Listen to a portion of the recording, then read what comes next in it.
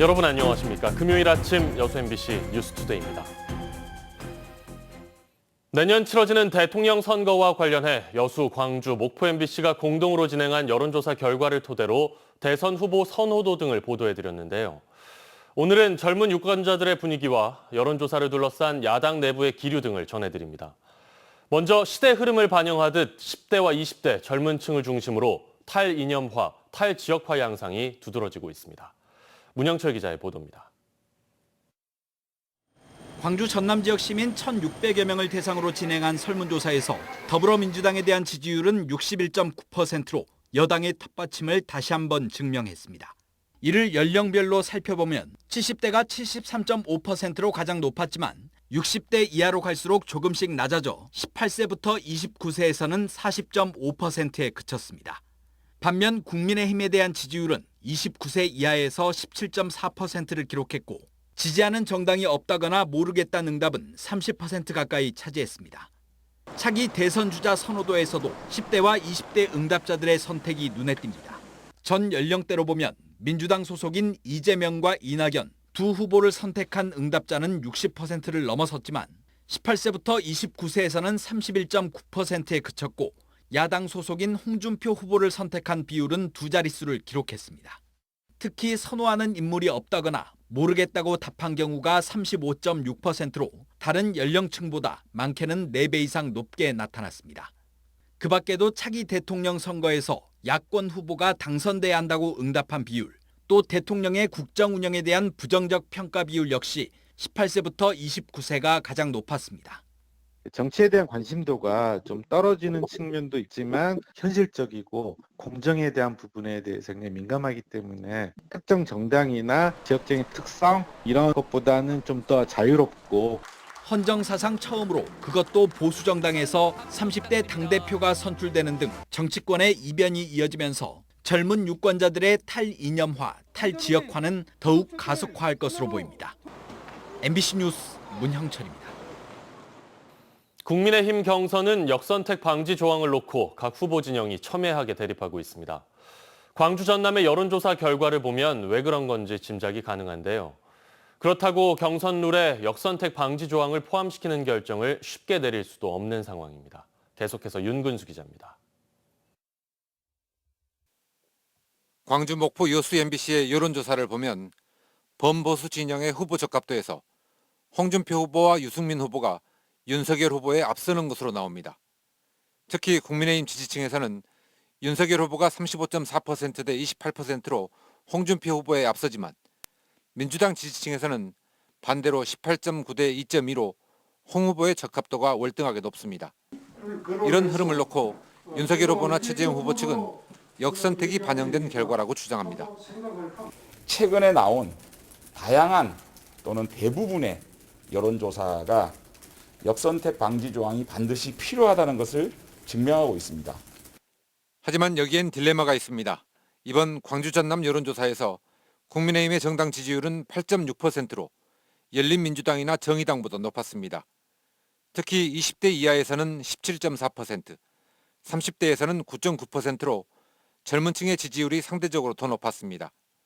이른바 호남 동행과 이준석 효과 등이 반영된 결과로 보이는데 이런 상황에서 국민의힘이 경선에서 호남과 젊은 층을 배제한다면 스스로 확장성을 포기하는 결과로 이어질 수 있습니다.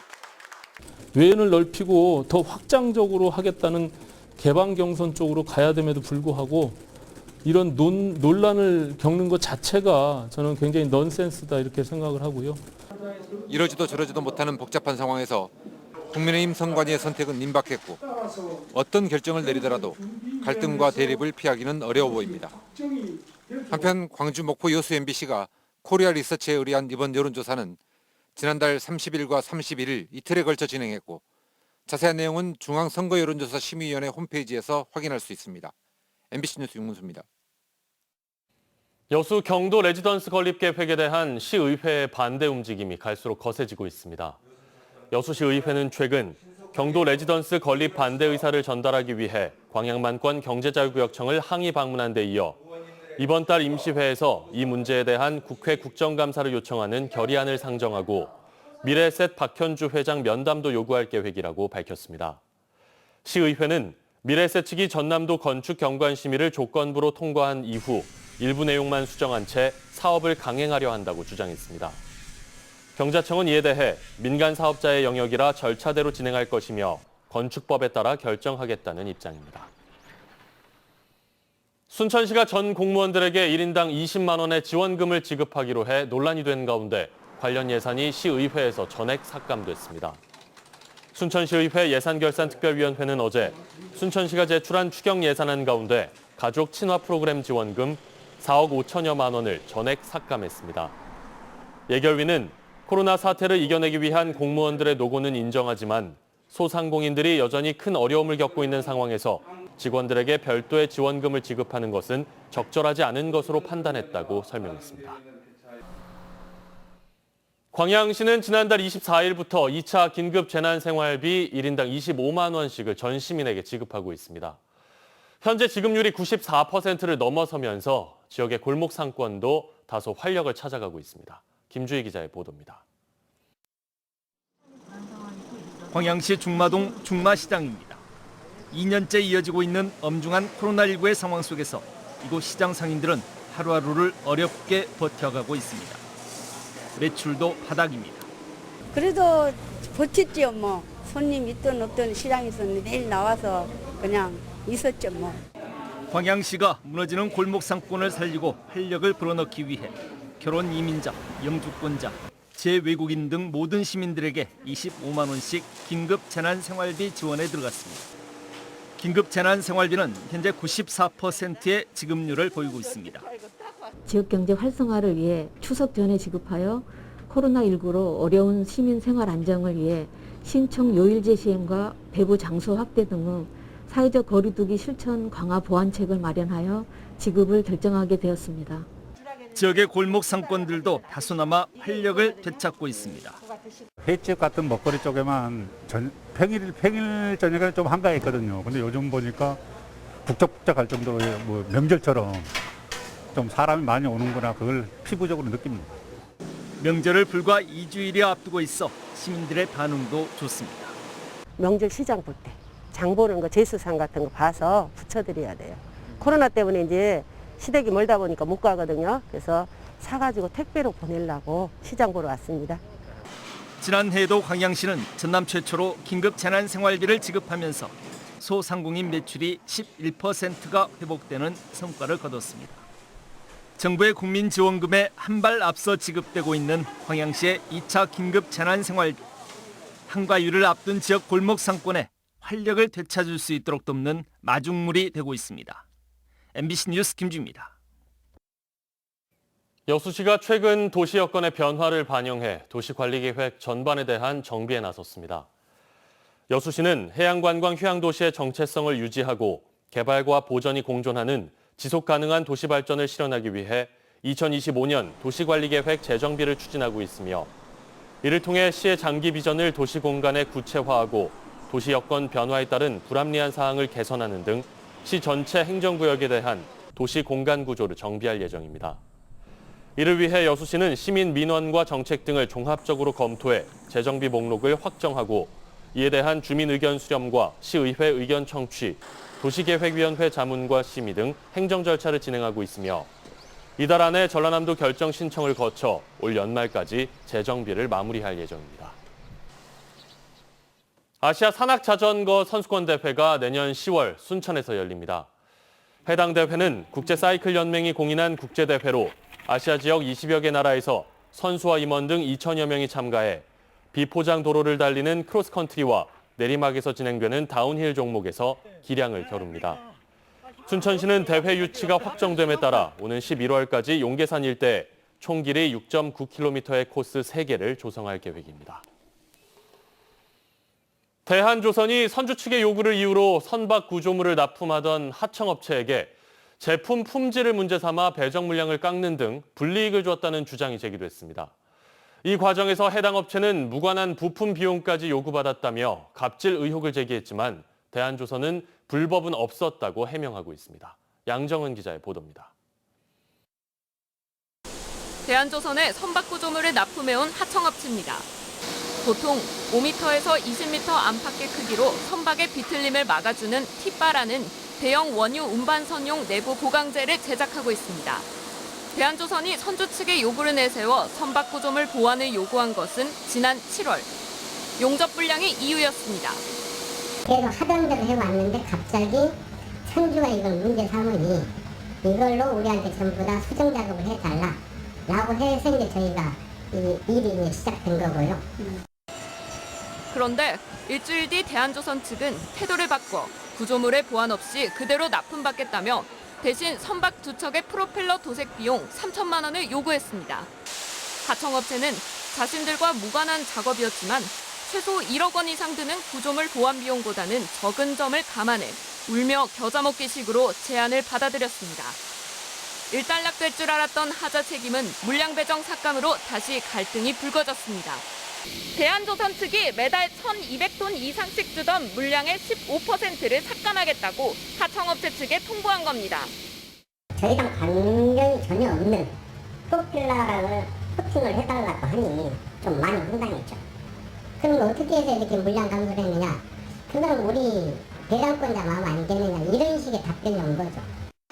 대한조선 측은 이에 대해 프로펠러 비용 부담은 선주의 요구로 하청업체와 협의를 거쳤다고 밝혔습니다. 또 물량 배정을 삭감한 건 제작 불량의 책임을 물은 것이라고 덧붙였습니다. 품질에 문제가 될 경우에 저희가 대량을 조정을 하게끔 저희가 자원칙이 있습니다. 품질이 확보가 되기 전까지 대량을 좀 줄였던 것이고요. 문제가 불거지자 대한조선은 소통 부재로 오해가 있었다며 해당 업체와 협의해 물량 배정을 다시 조정하고 있다고 해명했습니다. MBC 뉴스 양정은입니다. 광양시의 지난해 합계 출산율이 전라남도 내 시 단위 자치단체 가운데 2년 연속 1위를 차지했습니다. 광양시는 한 여성이 가임 기간에 낳을 것으로 기대되는 평균 출생아 수 합계 출산율이 지난해 말 기준 1.232명으로 전국 평균 0.837명을 크게 웃돌았으며 도내 시 단위에서 2년 연속 1위를 차지했습니다. 광양시는 아이 양육하기 좋은 도시 조성을 목표로 사회적 지원을 강화하고 저출생의 사회 구조적 원인 해결을 위해 청년 부부 결혼 축하금 지원 등 다양한 시책 사업을 벌인 성과로 분석하고 있습니다. 여수상공회의소가 지난 2분기 지역경제 동향을 분석한 결과 뚜렷한 경기 회복세가 확인됐습니다.